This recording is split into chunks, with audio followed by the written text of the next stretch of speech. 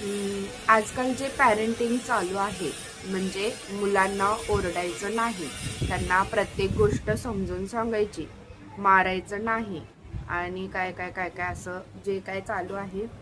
मग मला पण असं वाटायला लागलं आपण हे जरा मनावर घेतलं पाहिजे. आपण लय चिडचिड करतो मुलांच्यावरती आणि आपण आता चिडचिड नाही केली पाहिजे.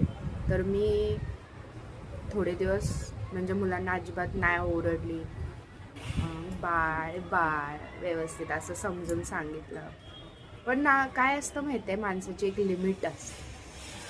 म्हणजे एका लिमिटपर्यंत आपण बाळबाळ करू शकतो, ठीक आहे.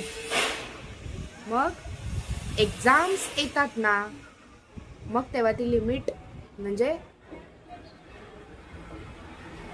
संपून जाते. मग एक तर तोंडावर एक्झाम आलेली असते आणि अभ्यास घेताना एवढे नखरे. अरे तुझी एक्झाम आहे, तुझ्यासाठी सगळं चालू आहे, माझं काय आहे याच्यात? माझी कामं पडतात तिथेच, ती कामं सोडून मी तुमच्या पाठी लागायचं आणि ह्यांचे नखरे काय माहिती आहे? मग माझं मूड नाही आहे, मला आत्ता नाही करायचंय, मी हे उद्या करणार आहे, मला नाही करायचंय.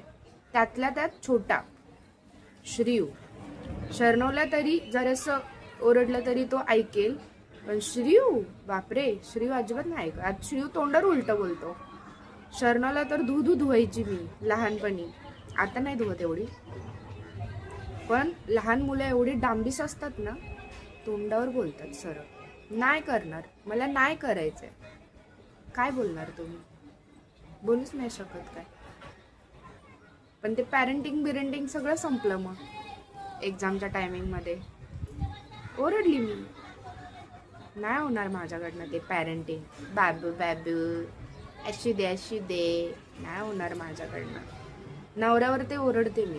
म्हणजे का ओरडते? कारण या मुलांच्यामुळे चिडचिड होते. तोच टोन तिथे पण लागतो कधी कधी. मग कळल्यानंतर असं आहे, या मुलांच्यामुळे मी चिडकी झाली, चिडकी.